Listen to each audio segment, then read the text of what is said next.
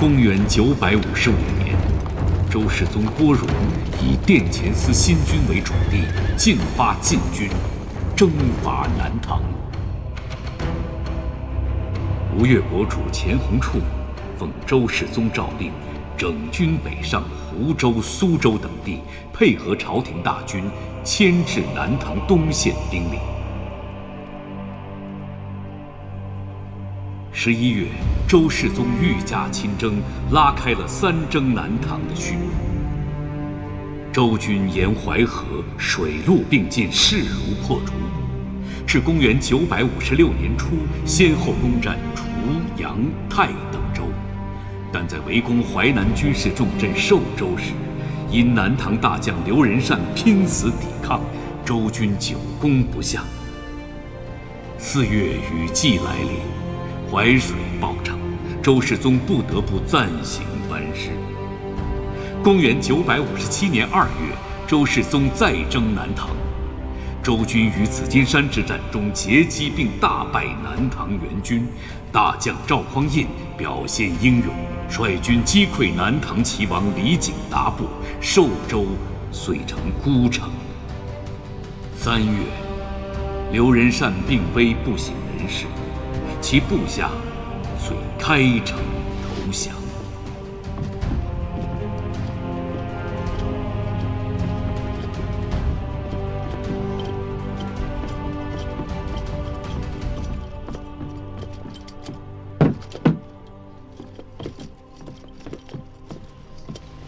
小臣，寿州监军周廷构。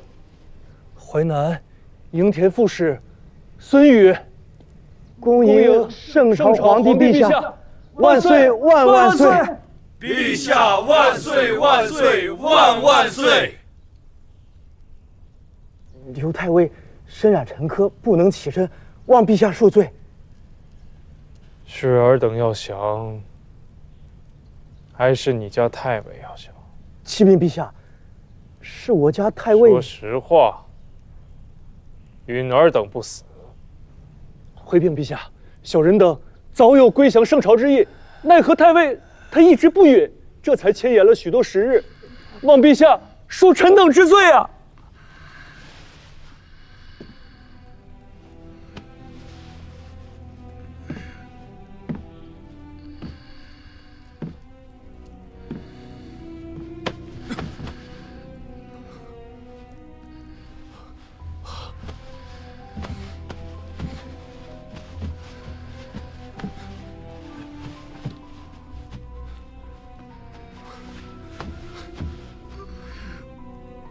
刘仁善，听着了吗？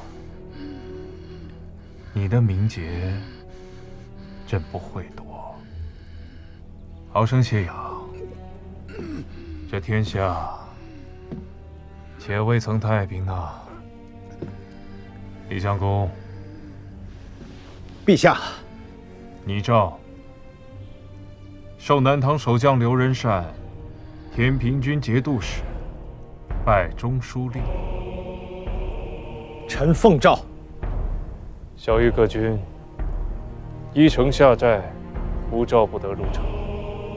凡伤人、劫掠、奸淫者，斩。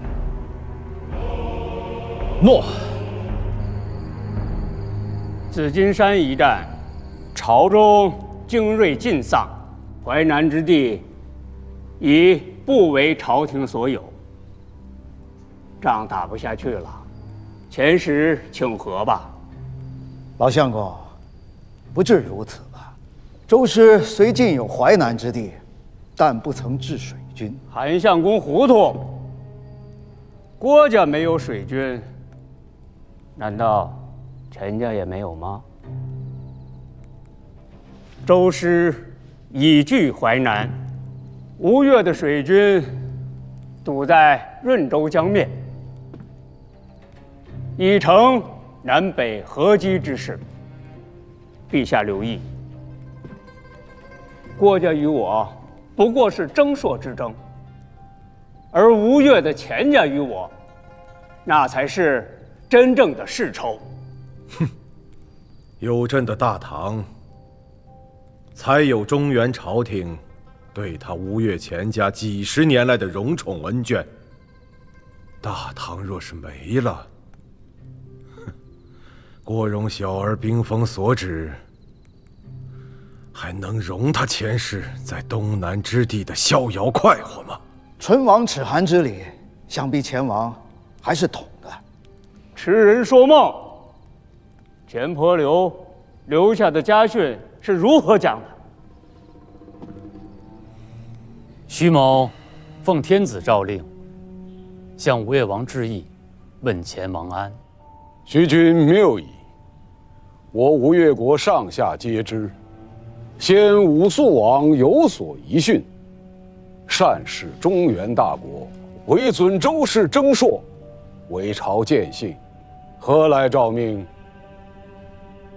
我主有国书，致与钱王。拿来。这是致与钱王的国书，徐某不才，不敢负我主之托，须当面呈与钱王。那徐君可有的等了。吴相公，此言何意啊？大王不在营中。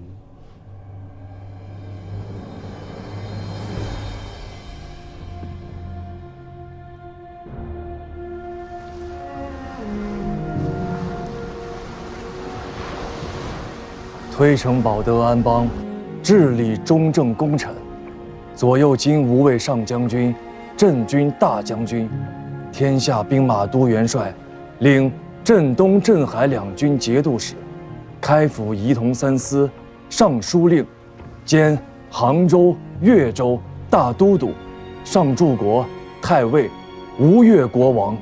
臣钱弘处参见陛下。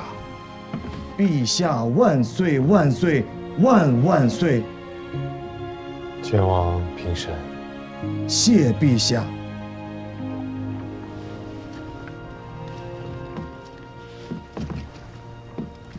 赐前王坐。诺。谢陛下。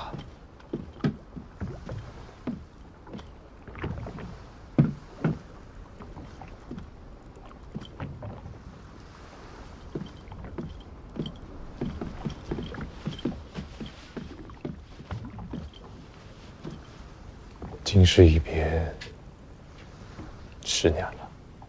陛下请见了。10年前，九郎犹如义气少年，如今坐断东南，颇有些孙仲谋的模样。沐猴而冠罢了。臣是个懒散人，许多事其实做不来，奈何心切啊！南唐使臣想觐见请和，前王认为如何？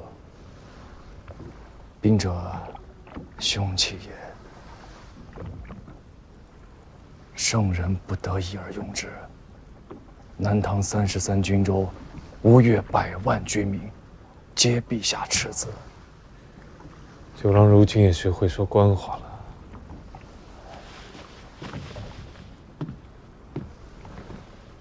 臣说的是实情啊。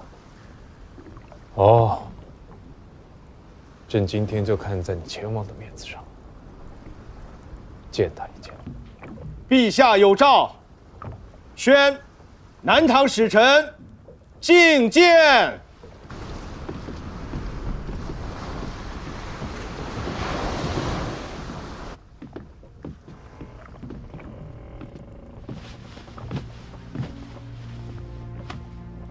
下国罪臣叩见上国天子。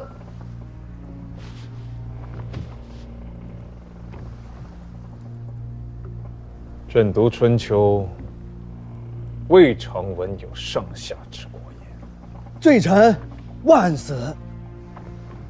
罪臣待我主启陛下，息雷霆之怒，休割止战，以全民生。我主愿以江南之玉帛，奉圣朝之望朔，岁修共事，以恕罪愆。怕不是有些晚了。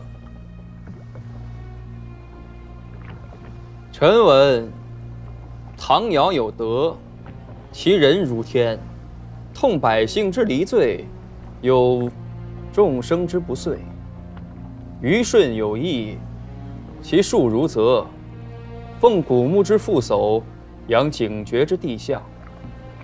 陛下圣德巍巍，宽怀荡荡，以仁义治天下，何在乎早晚？你是李从家？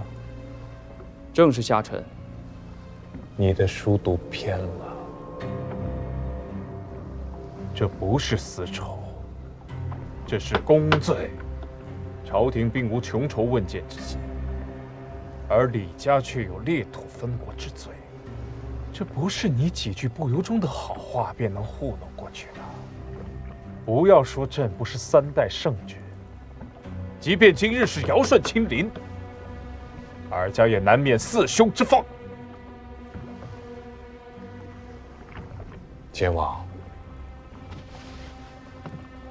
你以为呢？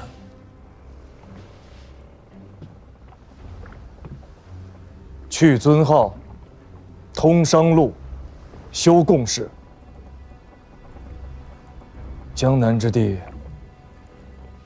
陛下或可许他家1、2世恩荣。听明白了吗？罪臣听明白了。罪臣这便带着陛下诏谕回转江宁。我主聪睿，必不失陛下所望。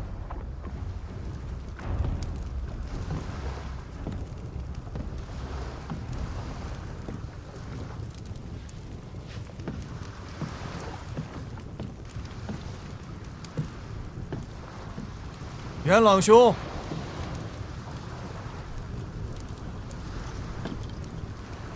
夜色不早了，大王早些歇息吧。元朗兄，有话但说无妨，小弟在此洗耳恭听。下官位卑言轻，不敢以下犯上。元朗兄是在怪我白日间没有劝谏陛下平灭南唐，以全金瓯？大王可知，朝廷为了这一战，准备了多少年？大王可知这一仗死了多少人吗？大王乃是东南之主，天下兵马都元帅，国之重臣，一言可兴邦，一言可灭国。大王想留着南唐给吴越做屏障，由不得陛下不从。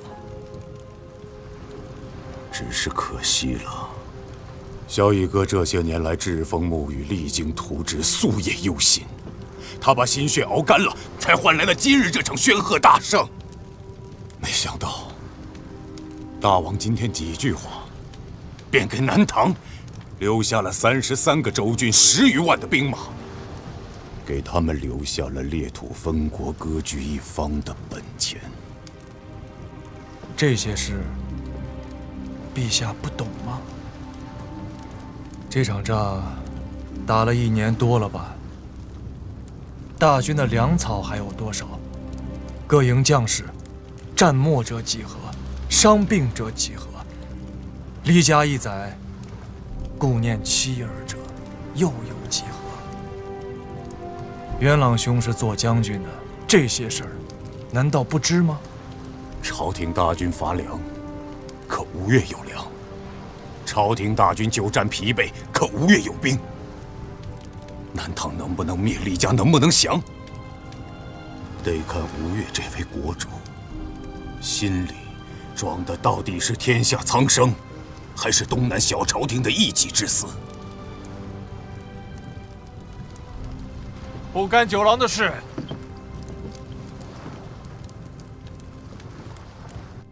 陛下降尊号为国主，这一条已经议定。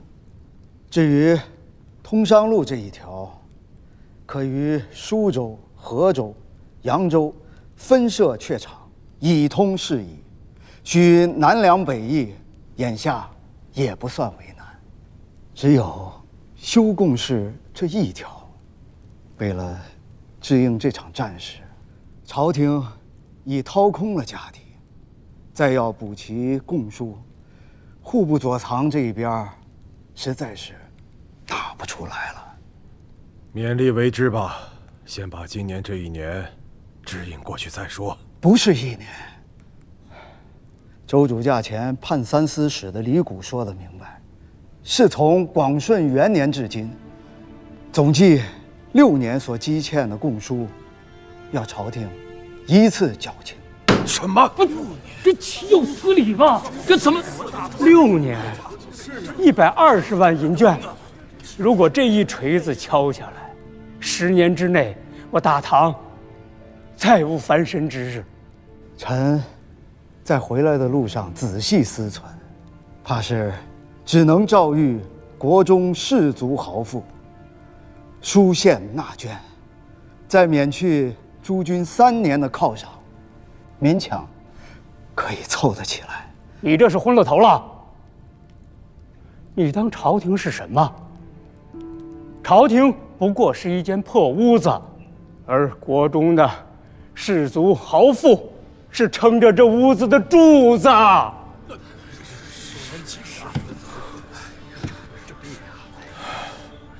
加福吧。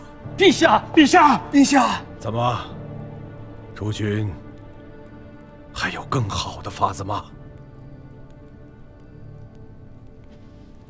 朕要捐免河南各州县3年的钱粮，淮南新定也要捐免3年的钱粮。也就是说，这3年之内，朝廷只能靠着贡书、声势以及关中、河北两地的税赋过日子。不是不想再打，实在是打不动了。仗要是再打上1年，灭国破都或许不难。可是中原复兴之地，又要生出几10万的流民来，总要给老百姓留条活路啊。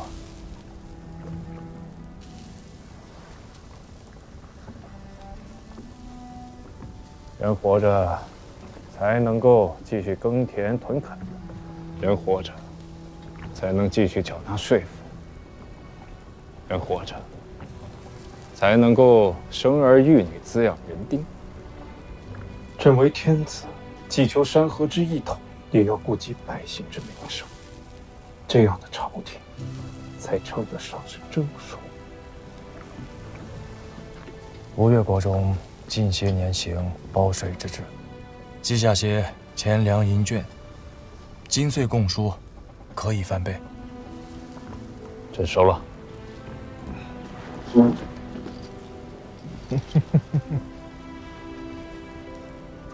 其实百姓或许艰难，豪门大族却是饿不死的。朕知道你要说什么。包税之制在东南尚可，可是在中原却是行不通的。中原周军打了几10年，主权重理天下，五朝轮替，你也来，他也来，其他人也来。任你是怎样的豪族世家，这些年过去，家底子也都掏空了，能留存血脉，已经是老天爷开眼了。快100年了，中原没有世家了。完事之后，朕要丈量全国田土，要接着削藩，接着裁兵，要将3成的军屯田土发作袋子，授予百姓，让他们有余力去垦荒，去伺候土地，去蓄养牲畜，去种桑树，去种果树，去种菜蔬。3年之内，得让老百姓得一个看得见、摸得着的、实实在在的太平年景。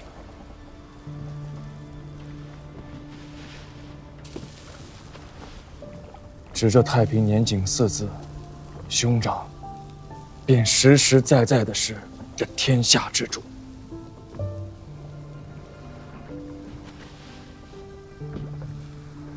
我知九郎说的是真心话，只是如此，朕还当不得。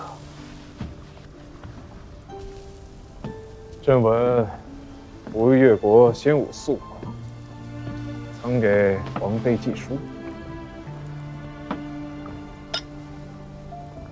陌上花开，缓缓归矣。确有此事。国中夫子们都说，家翁虽读书少，可这句话着实说得雅致，不似我这鱼肠子般粗鄙市侩。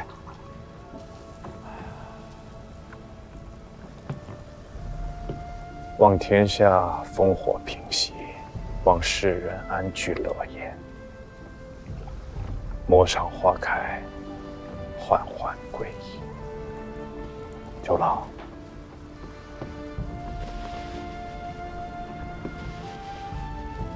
要做的事太多了，要安梨树，要养生息，要治太平。九郎珍重，在陌上花开之时，我与元朗在汴梁城外等你。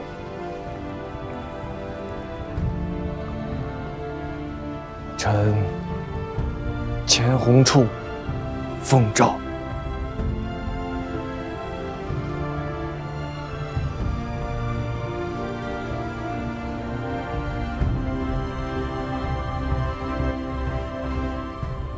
公元958年即后周显德5年，吴越国主钱弘处下诏开港兴市，大兴海洋贸易，以本土所产粮米、绢皮等物万海交易。一时间船舶如织，商贾云集，沿海之民皆受其利，国用因而大增，府库充盈。去岁南北海役，粮绢货值已超黄龙社平安京、高丽、暹罗3条航线海役总值2倍有余。中原如何？去岁株洲大熟，莱州榷场海役货之中，南粮北输总额短了近50%。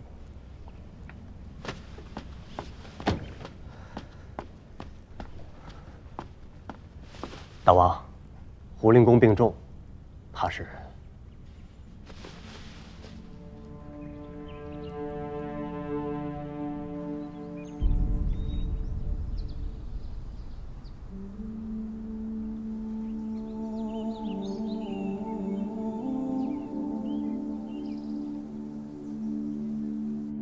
父亲，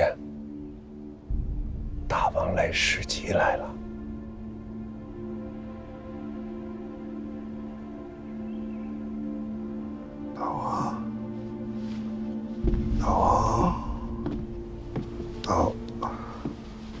灵公，大王，朕吃不了肉了。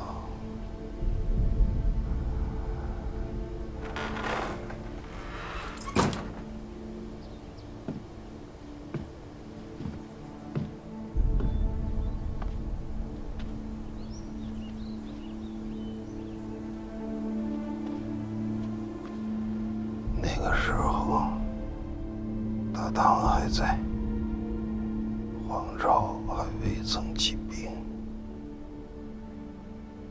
臣于今时不定，垂头丧气回到家中，禀告父亲，儿子无能，没能取回功名来。那一日，父亲狠下了心，宰了一口小羊，烹好了，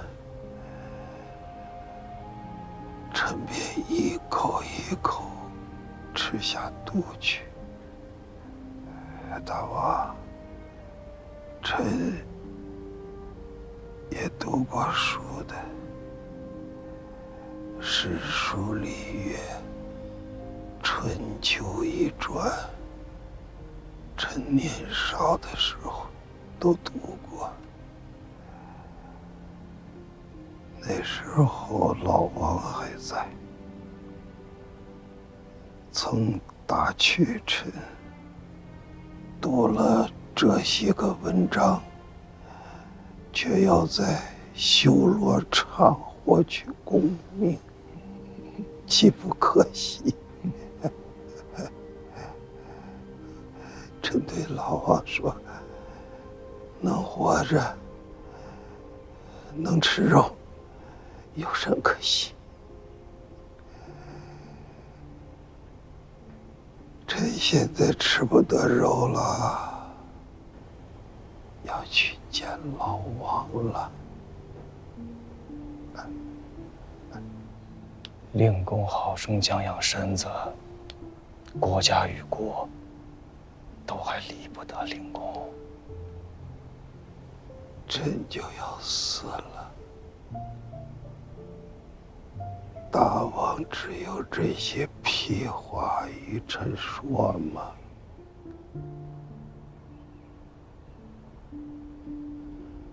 看起来，大王与臣没什么说的。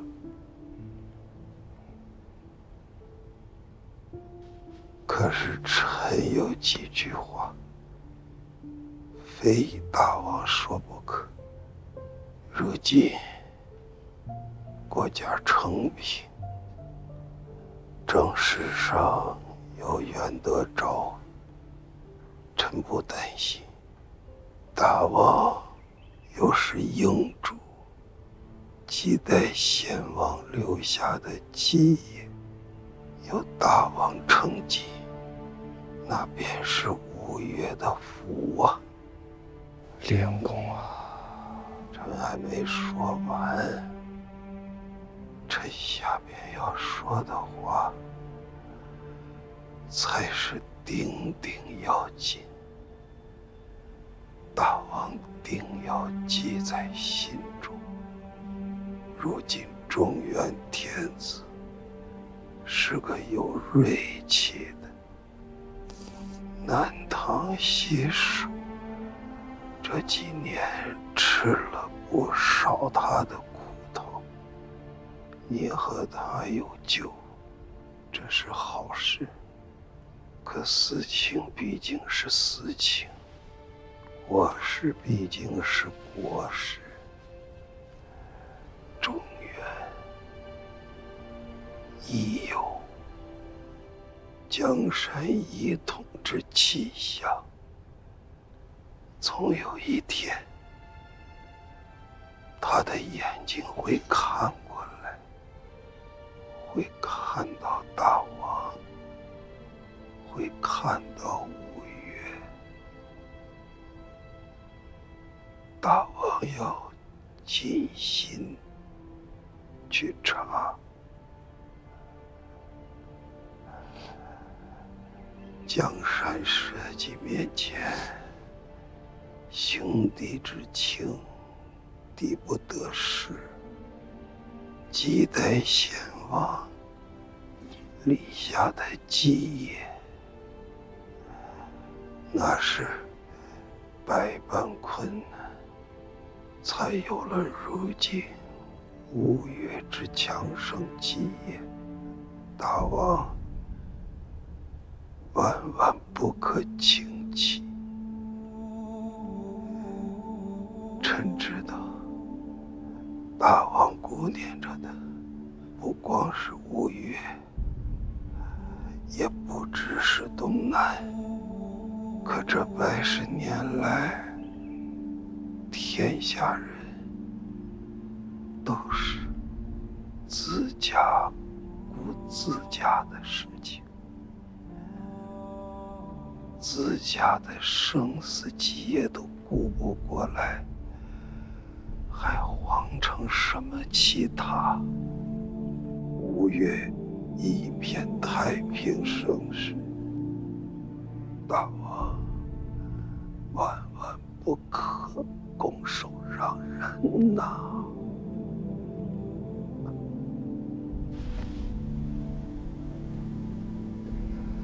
令公安歇，狗都知道了。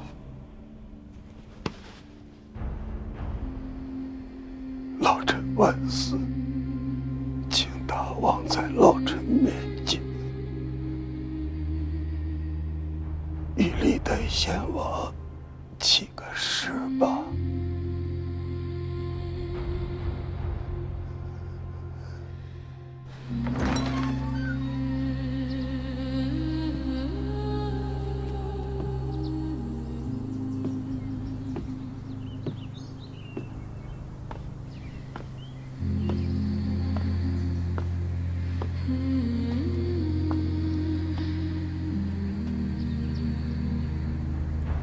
灵公说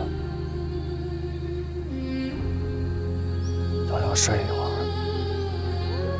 不要再叫他了。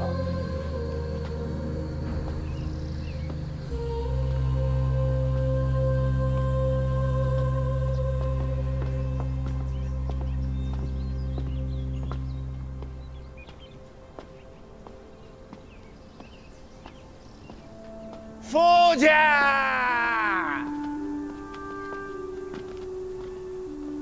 一代权臣胡进思年97而卒，少时弃文从武，左钱镠创业，共奠吴越基业。